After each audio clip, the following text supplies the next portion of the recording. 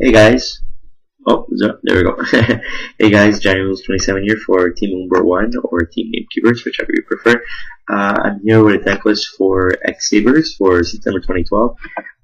Pretty much, as you all may know, I've been trying to run X-Sabers for my entire Yu-Gi-Oh! Career, like for the past few years, trying to make them competitive, trying to make them good. Best X-Saber deck I ever played was the Triple Book of Moon Oppression X-Sabers when 6 times first came out. But ever since then, they've lost a lot of their luster with a lot of their protection cards being taken away and whatnot. So they've been really hard to be competitive with. But with the new support released in Return of the Duelist, I find X-Sabers will become top tier again. And let me explain why. It starts off with this: double Grand Soil, needed in deck. I pre-ordered these things when they're like $20, and now they're pretty much $60 a pop. You can get them now. You need exactly 5 darks. 5 darks. Wow, big and dark run. Well, he acts like a dark run, but you need 5 Earths Engraved, and he special summons any monster from your player's graveyard that can be special summoned first off.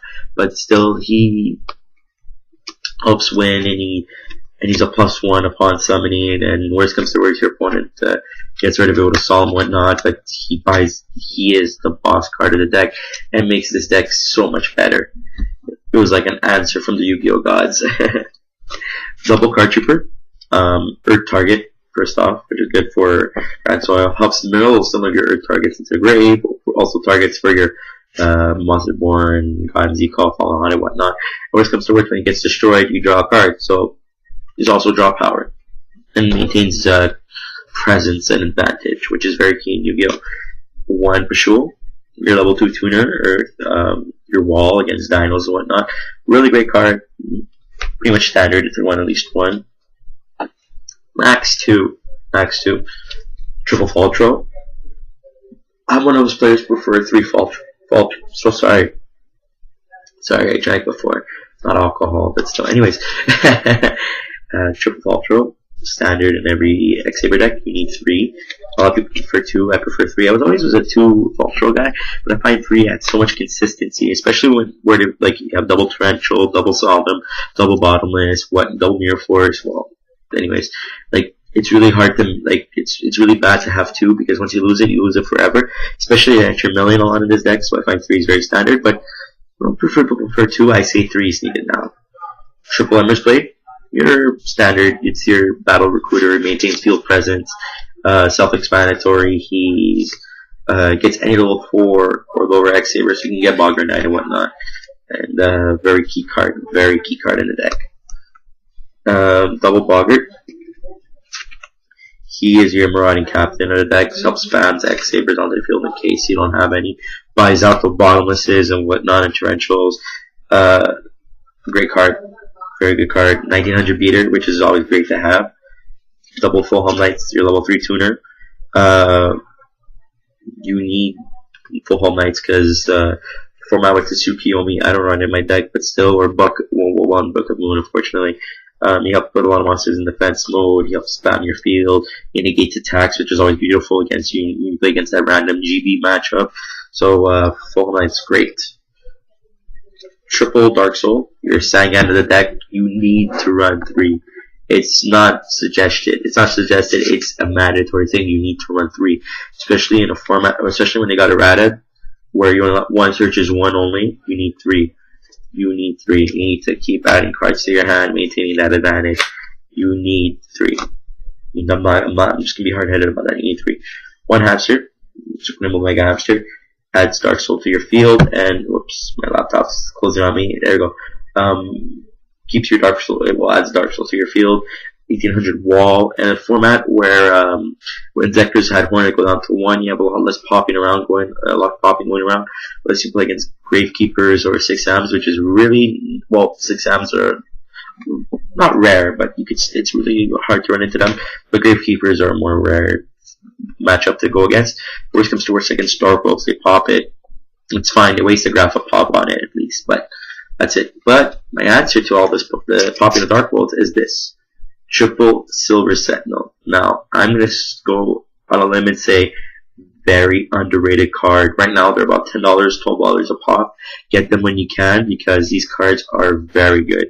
especially in a format with triple MST, one heavy storm. If you're playing against Hornet matchup, or if you're playing against Darkhold matchup with Grappas running around left and right, they go for this back row because they obviously want to get rid of their back row. They don't want to think about it. You basically +1 off of this, and you spam a monster onto the field. So it's a very underrated card, very good. And he's Earth, which makes him a lot better with this deck because he's target for Grand Soils. So we're going to go to the Spell and Trap lineup. Standard 1 Monster Reborn, standard. 1 Pot of Avarice, standard. 1 Book of Moon, standard. Book. Like was gonna argue against Book of Moon, especially in X-Sabers. 1 Mind Control. Oh no! Having fun with this, sorry guys. Because I'm running triple Silver Sentinel and a lot of melee going on with my card troopers, I'm running only 1 MST. I have 2 in the side deck. Especially, it's really rare to play against decks that have a lot of back row. Well, like Bind Ups and Dark Bolts. You don't really have to worry about their back row Dark Bolts because there's always normal spells as well as heroes. So 1's fine in the side deck for now, especially the pop with Silver Sentinel, but I keep 2 in the side just in case. 1 heavy. 1 Rhoda. You have, well, I have 5 warrior targets, 1 Pashul, 2 double full helm, and I have 6, and triple Silver Sentinel. Silver Sentinel's a warrior, so this makes it a very great card, and also a good deck thinner. Great card. It's Rhoda. Who's gonna argue against Rhoda? And 1 Darkhold. Now to the trap lineup. You need your traps and X-Sabers. 1 Solemn Judgment, standard. I run in Starlight Road. A lot of people say it's a bad card. No, it's a great card. Very great card. And when it comes to worst, they waste a pop on it. So what? It's a great card. It helps protect you sometimes. Double Call. In case you mill those cards that you need, like Emmer's Blades and whatnot. Worst comes to worst, if the MSC is face down, you chain it, you go get your trooper, you draw a free card. So it becomes a Persuado, draw a free. It's still a great card. Helps you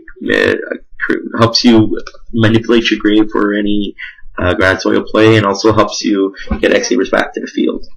Double Torrential, you need it in deck. I prefer double Torrential over double Mirror Force, just because it can destroy a lot more potentially than Mirror Force does, and it's instantaneous, whereas Mirror Force wait for the attack.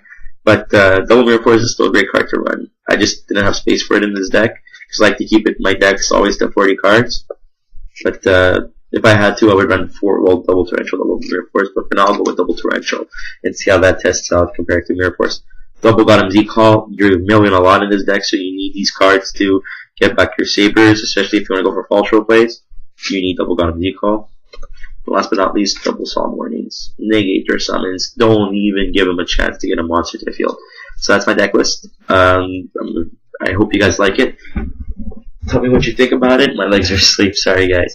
Tell me what you think of the deck. Leave your comments down below or your suggestions. Tell me what would you guys do as a different tech or different cards to run, or what kind of strategies you're implementing for your X-Saber deck. Tell me if, hey, your deck sucks. Tell me. Go ahead. If you have a backup argument, go for it. Just before I go, I just want to say that this is just my way of trying to bring back X-Sabers back into the competitive world of Yu-Gi-Oh! Especially also with the release of Soul Silver Mountain. He's a great XYZ now for the deck because he is 2 level 3s is needed. I think he's better than Invoker. Invoker is bad unless you're running Anu Piranhas and Triple Blogger. But Soul Silver Mountain is great because he helps he acts like a better version of Full Home Knight and makes sure that your opponent's spells and traps are not activated. So that's my X-Saber deck. I hope you guys like it, and tell me what you think. Bye.